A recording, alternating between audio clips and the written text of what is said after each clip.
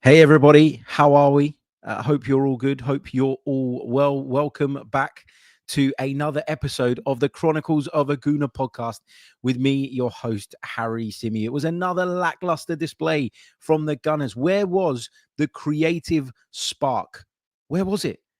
It was completely gone in yesterday's game. Really, really disappointing. Really, really frustrating. We're going to get into it. Arsenal held to a 0-0 draw by Sean Dyche's Everton side. Let's get into it. Let's break it all down. Let's get you guys' thoughts. Let's get your questions. I want to hear from you guys in the comments section. Really, really looking forward to some Arsenal therapy on this Sunday morning. Get in touch, whether you're in the live chat now, whether you're watching this back a little bit later on, whether you're listening to this on the podcast platforms. Get in touch. I want to hear from you. Let's get into it on this episode of the Chronicles of a Gooner. Hey, everyone. How are we feeling? How are we feeling? It's horrible, this, because it feels like we've lost and we haven't. And I'm always the guy that says, don't panic.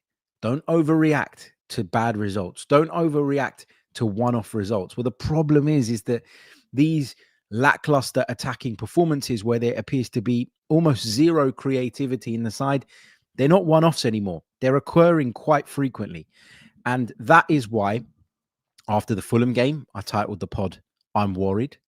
That is why, after the Newcastle game, I questioned whether Mikel Arteta had kind of leaned into physicality and focused on physicality too much to the detriment of flair and creative spark, all the things that you would have associated with an Arsene Wenger side. And it's almost as if we've gone too far the other way. Under Arsene Wenger, we bemoaned the fact that physically at times, particularly in the second half of his tenure, we just weren't up to competing. We were bullied. We were a soft touch. We were soft-centered, all of the rest of it. And Mikel Arteta obviously was a part of that. He was a part of that. He played in the base of an Arsene Wenger midfield. He knew what it meant to be exposed by fullbacks bombing on either side of you and leaving you isolated. He knew how big an ask it was to put someone in the center of midfield who isn't particularly mobile, like in his case, and say, you need to now cover the entire width of the pitch. Why? Because my fullbacks are going to bomb on and try and create for me. And it's almost as though that has shaped Mikel Arteta as a manager in a lot of ways. You know, we talked a lot about pragmatism over the course of this season. And we talked a lot about how, yes, he's taken influence from Wenger. He's learned from Pep Guardiola. But he's also learned from David Moyes as well. And I think at times we've been able to see that come through in his management. And look, balance is the key to everything. If you get the balance right, there's nothing wrong with being a little bit more pragmatic, you know, at times in certain game states when the moment calls for it. But you also have to be able to take off the handbrake and let your team fly at people. You also have to be bold and brave enough to take the risks and gambles that are required if you're going to break some of these really well-drilled and well set up, more defensive-minded sides. And that is exactly what Everton under Sean Dyche are. Lots and lots of your comments, lots and lots of your thoughts coming through at me on the live chat. I want to get into as many of them as I possibly can on today's show because we've got lots to unpack. We've got lots to discuss. I haven't got a script. I haven't even got bullet points today. This is one that I really wanted to talk through just off the cuff, right? Say how you really feel. This is one of those episodes. This is one of those episodes. Let's take some of those thoughts. Let's take some of those questions. Nenko says, I saw a stat that we have less points compared to both the 22-23 and 23-24 seasons at this stage. Sad to see and sad to realize that we spent the summer chasing Merino instead of a striker. Maybe that's why Edu is leaving. What else have we got in the chat? Resound says the game was inevitable. Everton had 10 days rest while Arsenal played 190 minutes of football. Was it 190? You add in extra time in that, maybe. They came to not play, and that's why what they did. Having Tierney on VAR was the cherry on top. Some of you calling for Mikel Arteta to be sacked. Some of you saying that my mic at the start of the show, don't worry, I'd have cut it out if you're watching this back or listening to it back, was misfiring like Mikel Arteta's attack yesterday. Vindaloo says, let's talk about the manager, transfer windows, recruitment, injuries, lineups, and subs.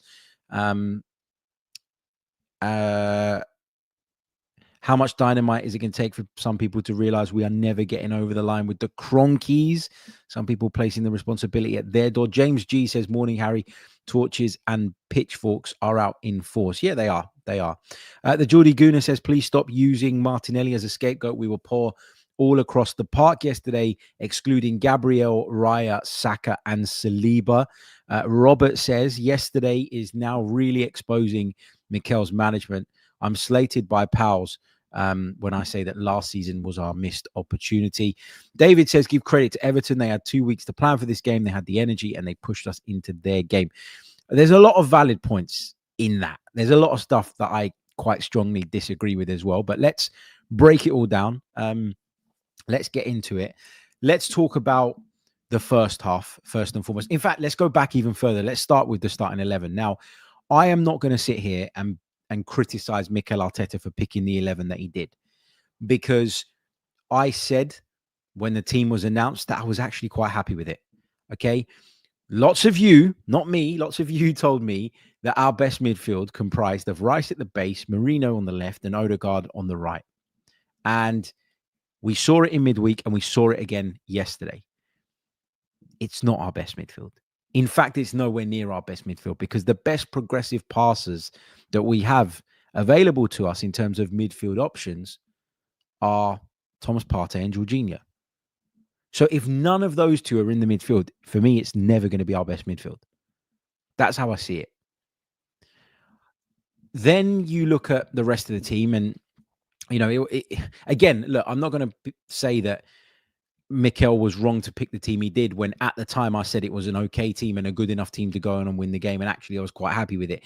If you listen back to yesterday's Patreon pod, which we made available to everybody, by the way, on all the audio platforms, if you want to check it out, go and do so. It's available now on all podcast platforms. It was our match day reaction pod with a slightly different format.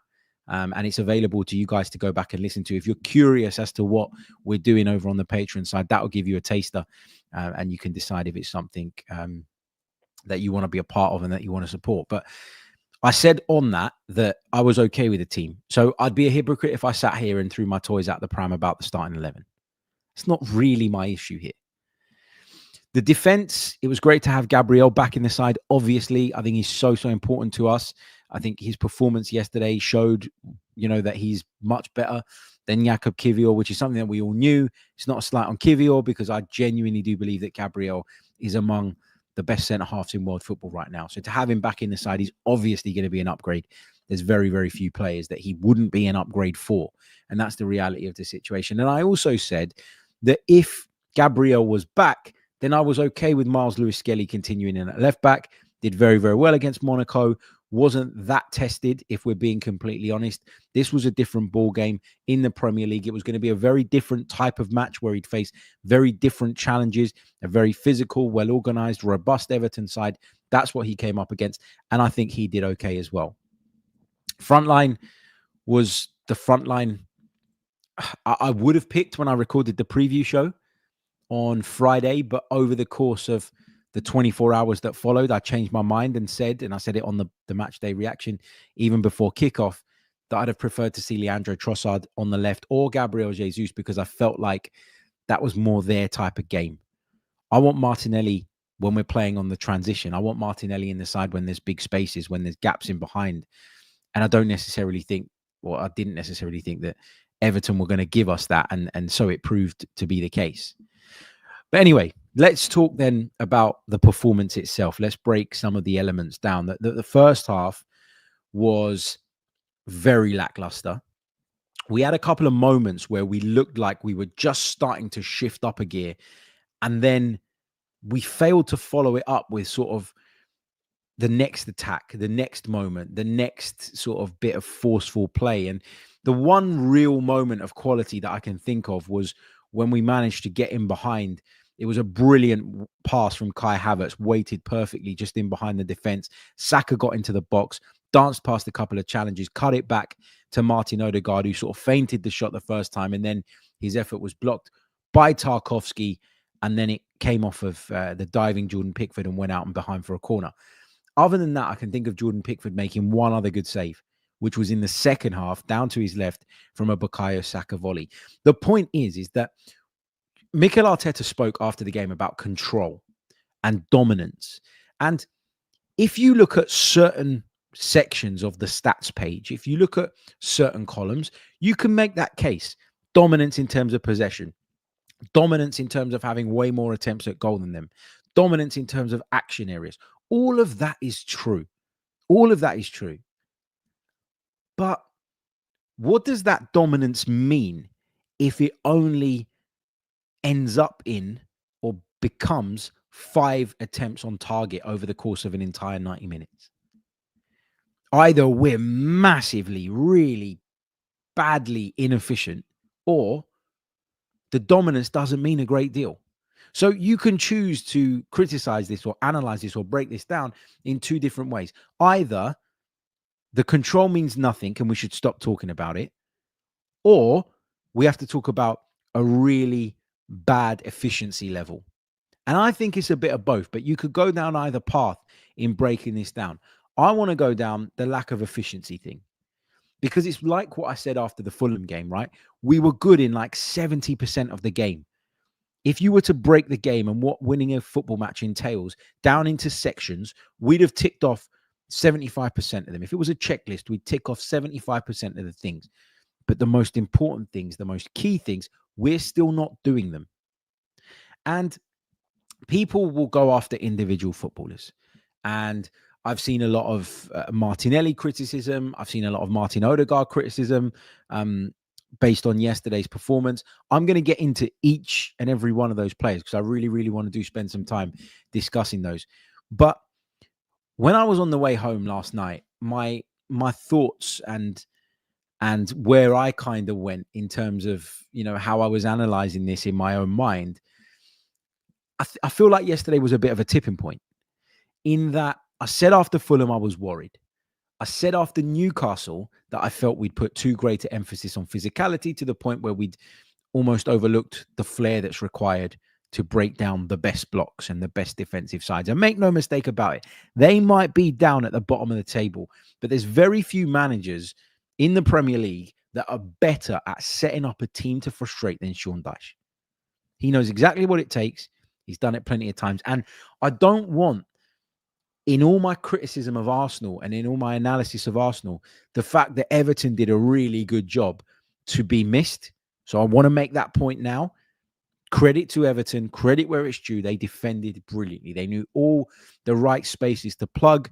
They were concentrated for the entire 90 minutes. When we moved the ball, they shifted over brilliantly. They stayed compact. They stayed close to one another. There was 100% commitment from every single one of their players, and you have to give them their dues for that. But that's not what I'm here to talk about.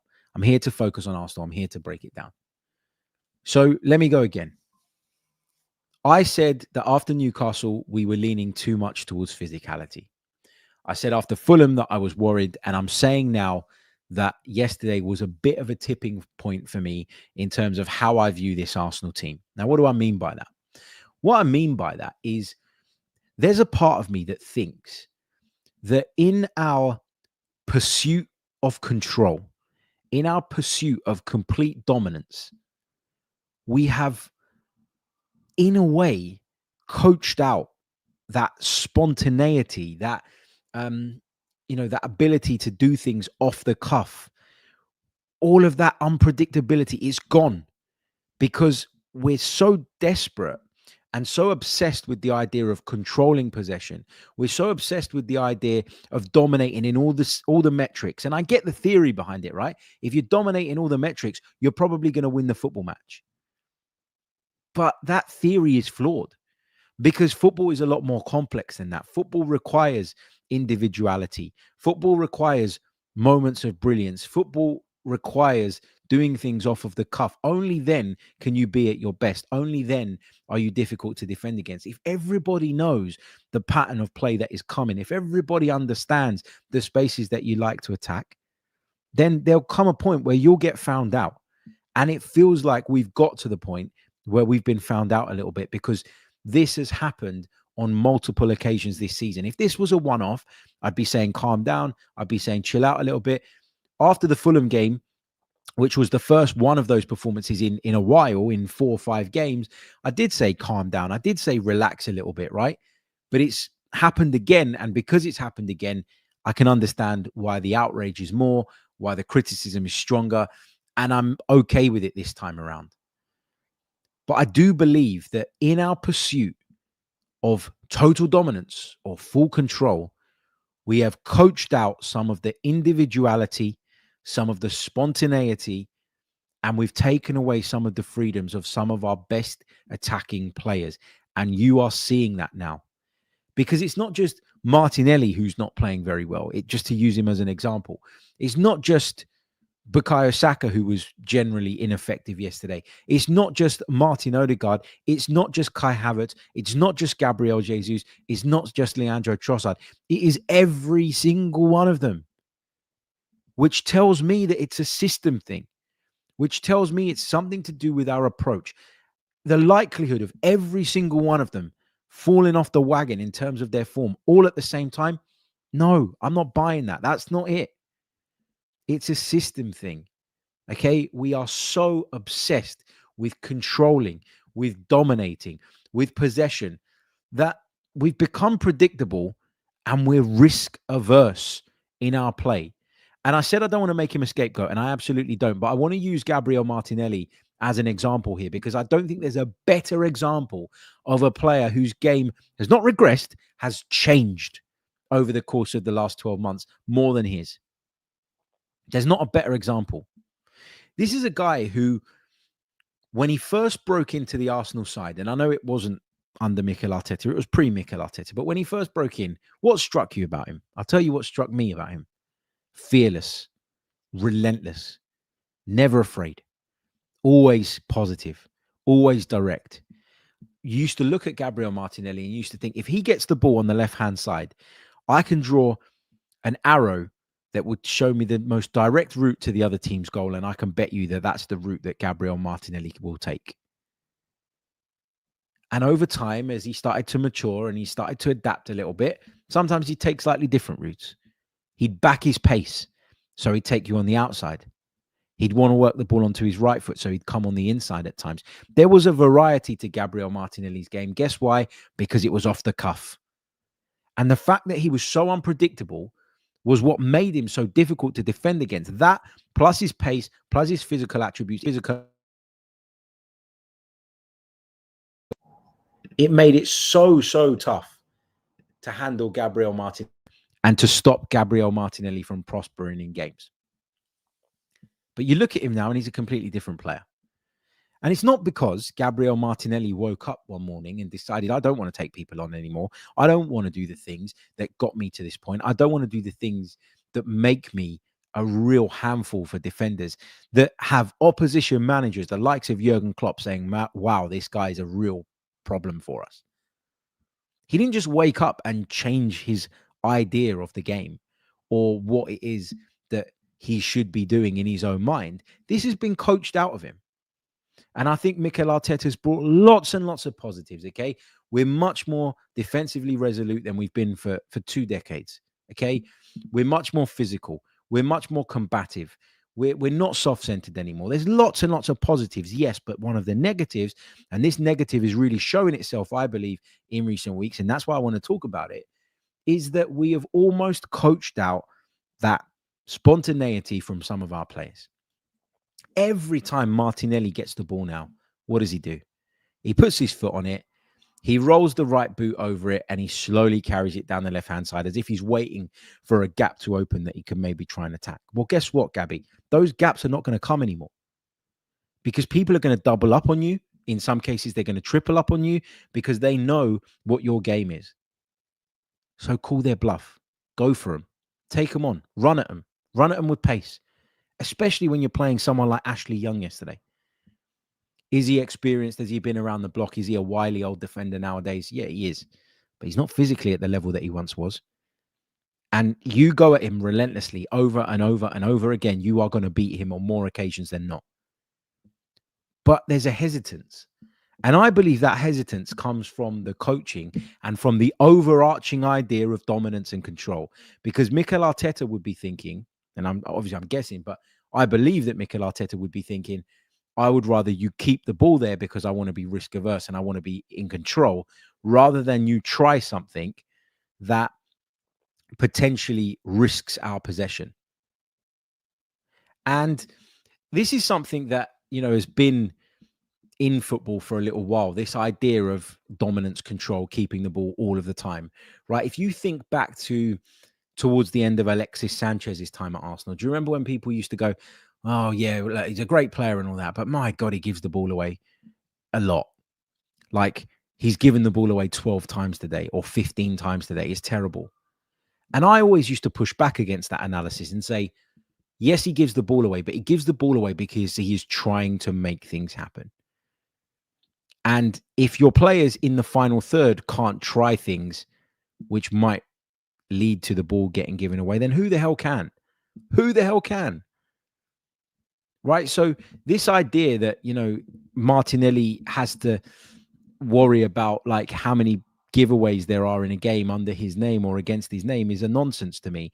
Because if he gives it away 5 times, but on the 6th time, he opens a team up and scores a goal or tees someone else up to score a goal, then it was worth him giving the ball away 5 times prior.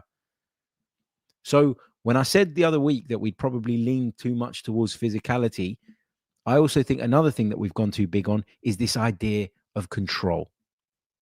This idea of control. I want to talk a little bit about sort of the way the game was managed, because I think there are some issues there as well, some points that I want to raise. We went in at the break and things weren't great in my opinion.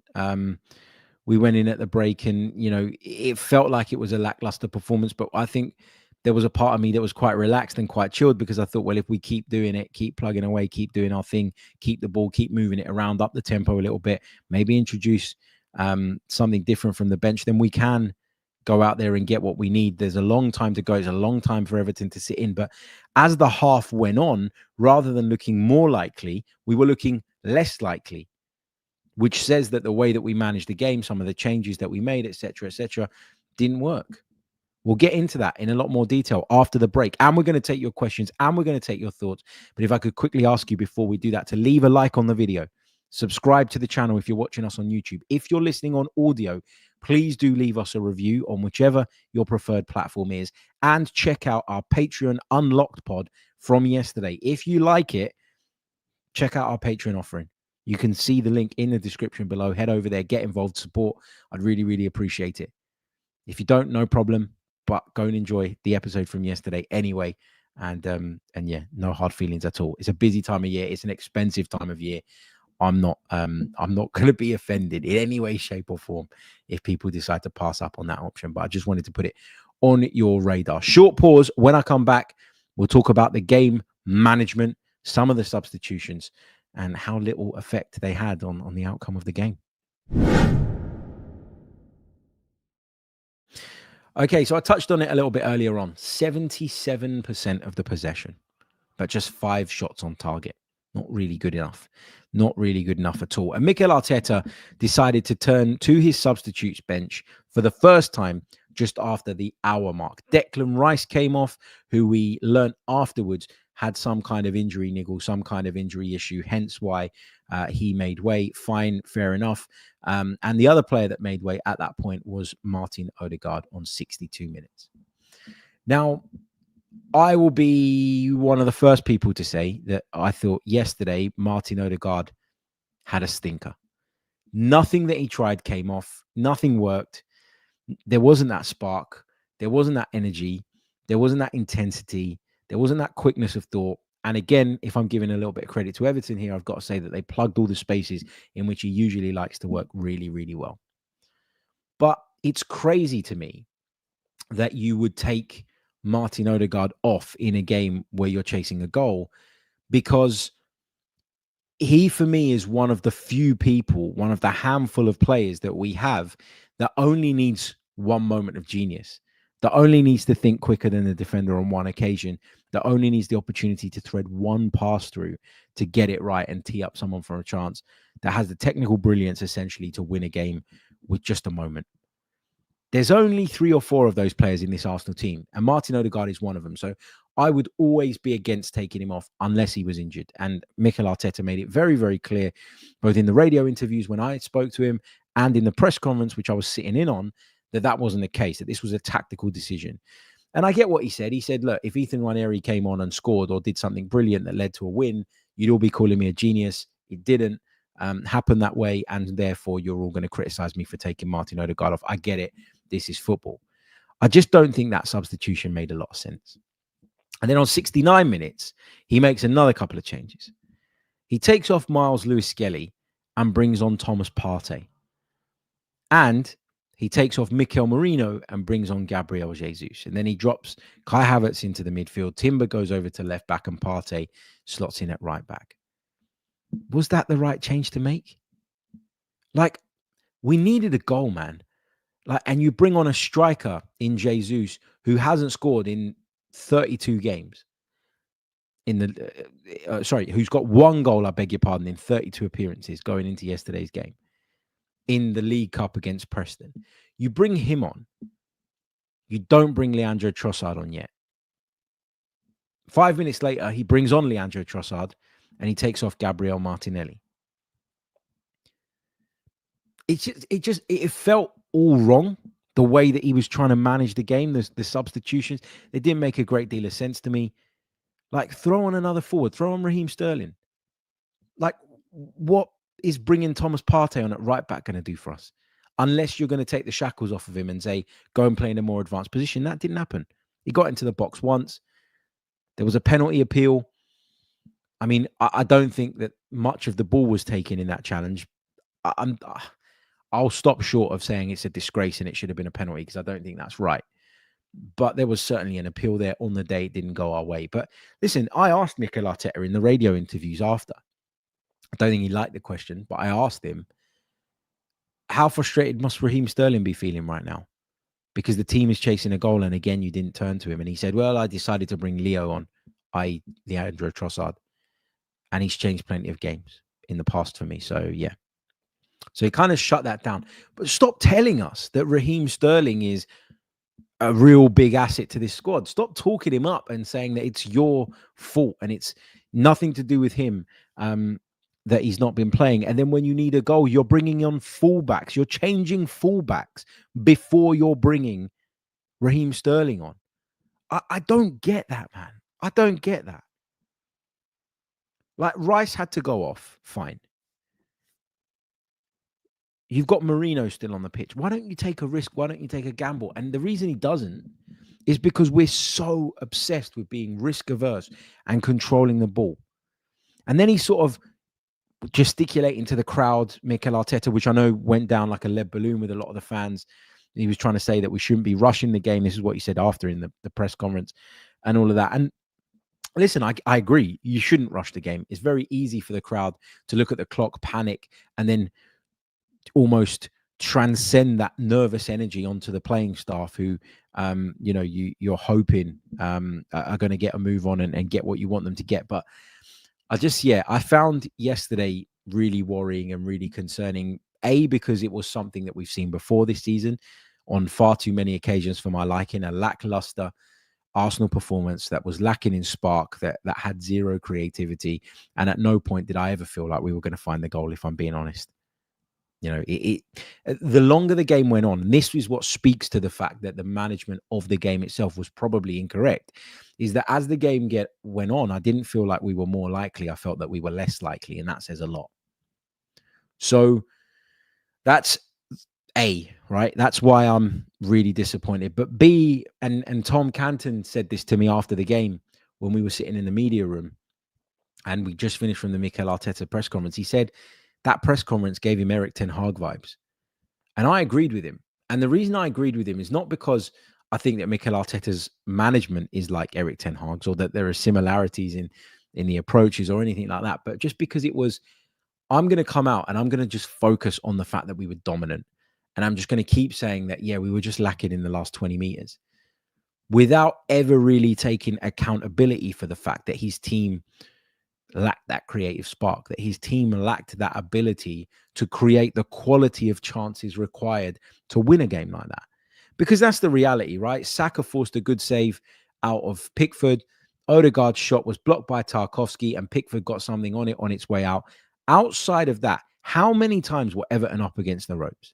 How many times were Everton clinging on by a thread? They weren't, not at any point. And again, look, people are going to talk about certain individuals. Odegaard had a stinker. We've already said that. We're talking about the likes of Martinelli, because I wanted to use him as an example of where I feel like players' games have been adapted and changed, and maybe not for the better in a lot of cases. Mikel Merino was completely anonymous yesterday. Completely anonymous. And I don't want to write the guy off, but I understand why people are looking at that signing and going, what was the point in that? I get it. Has it really made a meaningful difference to Arsenal's level this season? No, it hasn't. It hasn't. So I get why people are questioning that. I get why people want to analyze that. And I get why people want to have that discussion. I do want to take some of your questions from the live chat. So please start getting them in. I think I've kind of said, or at least said most of what I wanted to say in the aftermath of this one. Again, it's a game that doesn't need a great deal of analysis in terms of the tactical shapes and certain moments, because there weren't any moments. It was drab, dull. It was a 0-0 draw. But I feel like I've got most of that off of my chest.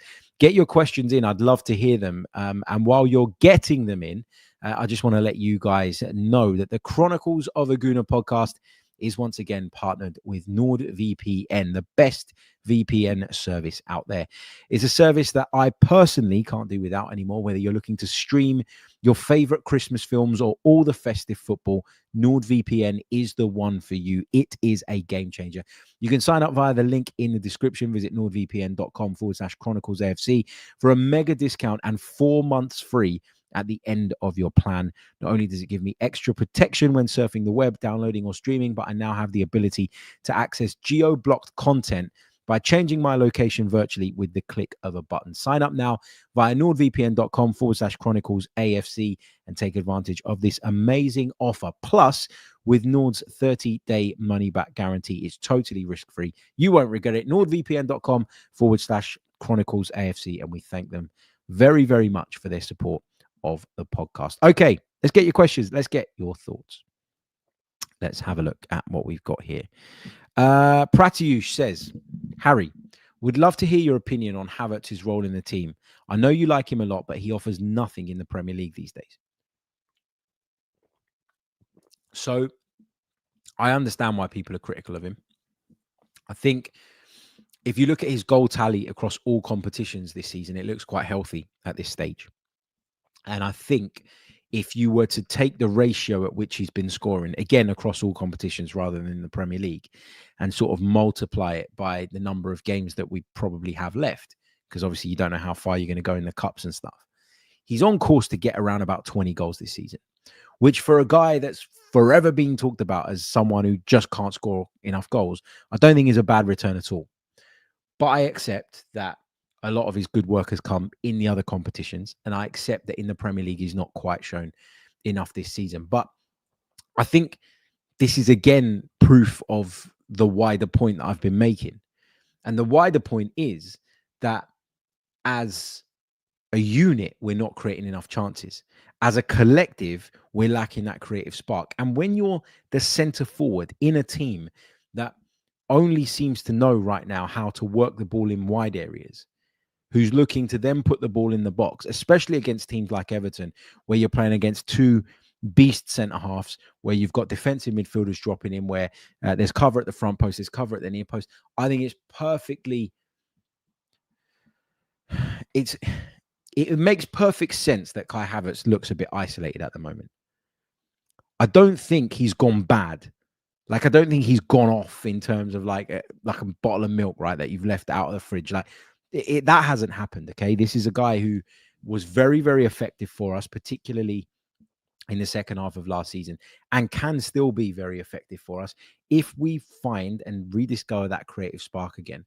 And I think a lot of the time, you look at the centre forward and you want to pin a lot of it on them because of the position that they play in. Their position by default means they're among the most responsible for the number of goals that you score. I get that. But I just think the issue is much deeper than any one individual. This is not me protecting Kai Havertz, because I don't think he's been that good of late. And I think that he deserves as much criticism as the next player. But I think if we're going to go after individuals, I think we always have to apply the context and always have to make sure that the background of the fact that as a collective, we are not doing what we're supposed to be doing. And we're not effective creativity in terms of creativity as a unit right now. I don't want to go after any one individual.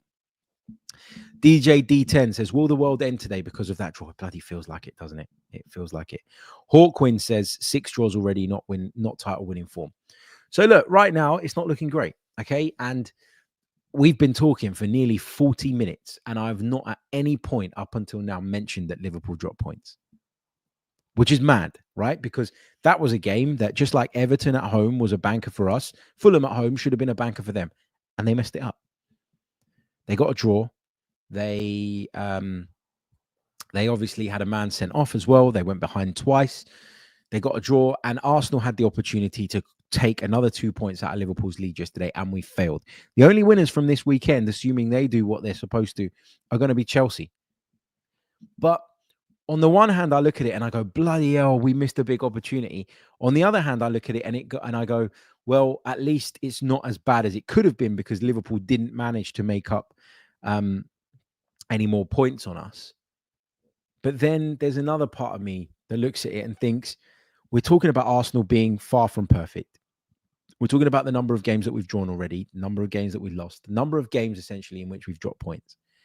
And there's a part of me that thinks, well, maybe the title winner isn't going to get that many points this season. Maybe it's going to be a bit like the 15-16 season when Leicester won the league, where the points tally for the winner is a lot lower. In which case, are we dead and buried? Like, I've been saying for ages that we're out of it until we're in it again. And I said after the Newcastle draw that Liverpool had, and obviously we beat Man United that night, that the door was a little bit open. But we still have to try and squeeze our way in, and we haven't done that yet. We've had opportunities to make up ground, and we've failed. We failed to do that, and there's only so many opportunities you're going to get. There's only so many chances you're going to get, and we're not taking them at the minute. Rumble says, what's the atmosphere around the club going to be like if we lose to Palace? I'm genuinely worried about that game now. Well, look, going into the season, the remit for Mikel Arteta was to win. And the domestic cups offer us an opportunity to do that. So you got to take it seriously. You got to go out there and put on the type of show that will hopefully not just see you book a place in the semi-finals of the Carabao Cup, but will also restore some of the faith in your team as an attacking unit, because I think that's gone in a lot of people's minds. And it's really, really important. There's extra pressure on that game now because it feels like the Premier League title is sort of slipping away from us. You look at the performance yesterday and you wonder how far we can go in the Champions League if we don't dramatically improve. So yeah, there's a lot of pressure. There's a lot of pressure. Perez says, Harry, do you think a striker will really make a difference in January at this point?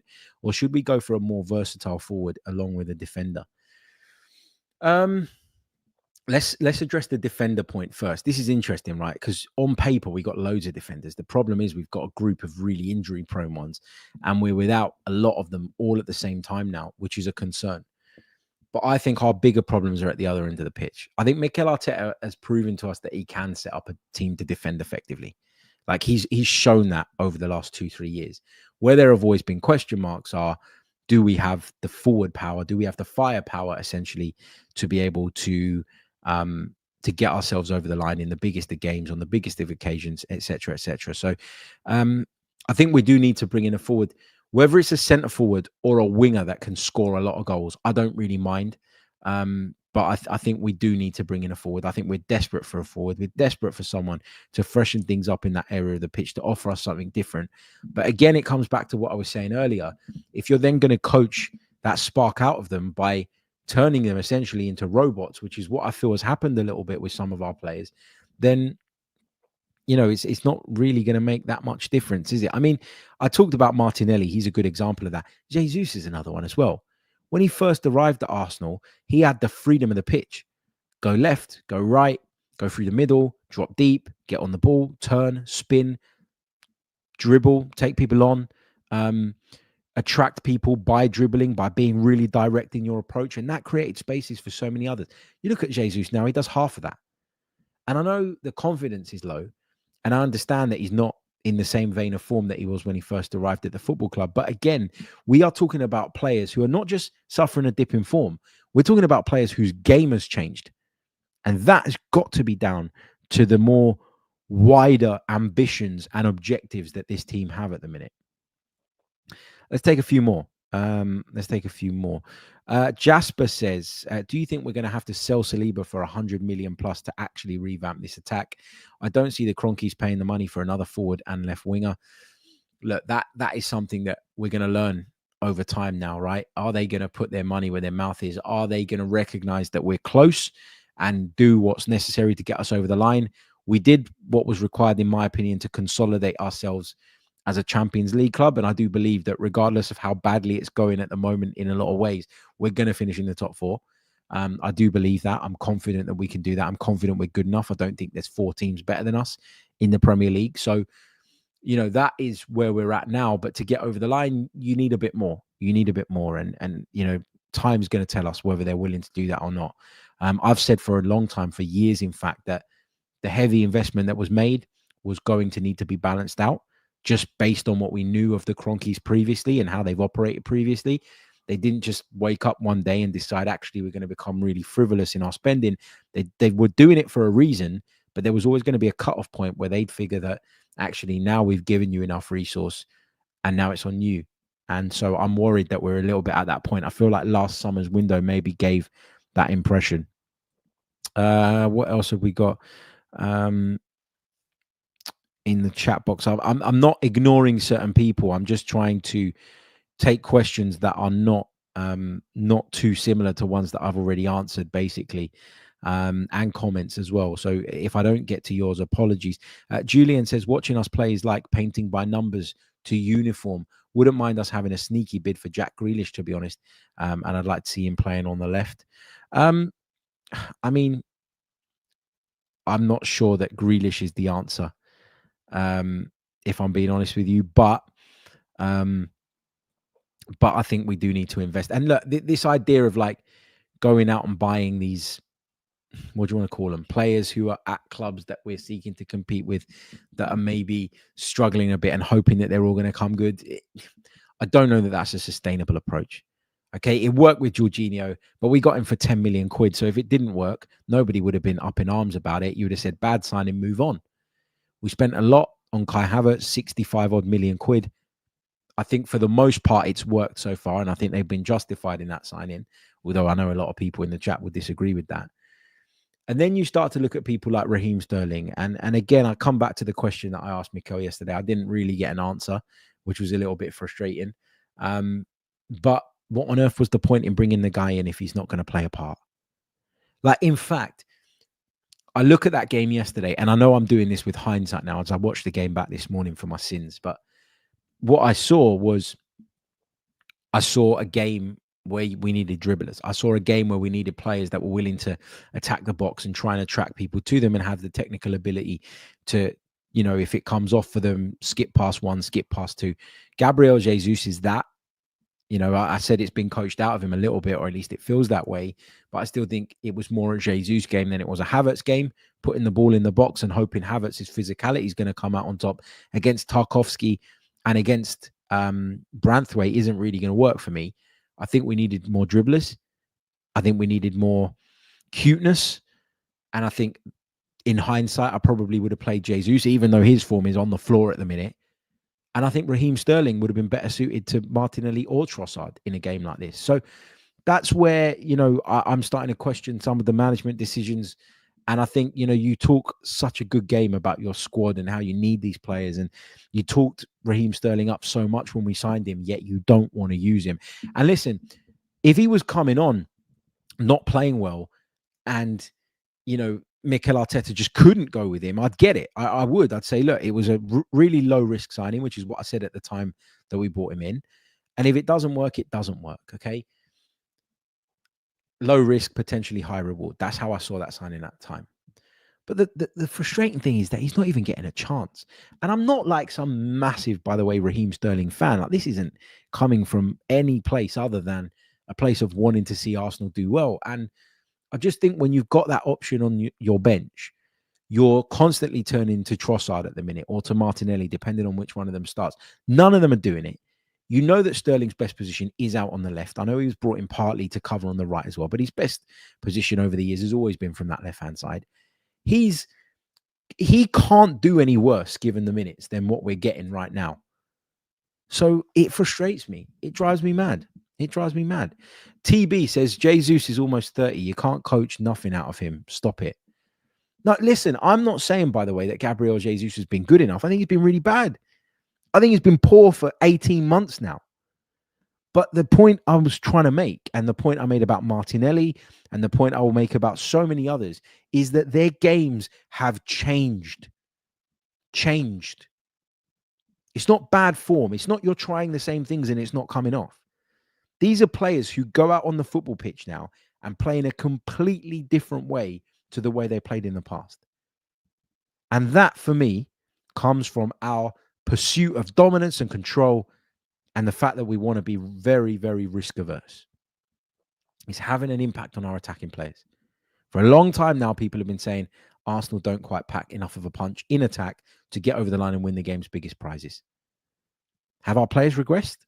I don't think so. Not on an individual level. They shouldn't have. If they have, they shouldn't have. I'm looking at the coaching. I'm looking at the system. I'm looking at the way we set up. Anyway, I'm going to leave it there because I could go on all day. And to be quite frank, I don't want to talk about this anymore.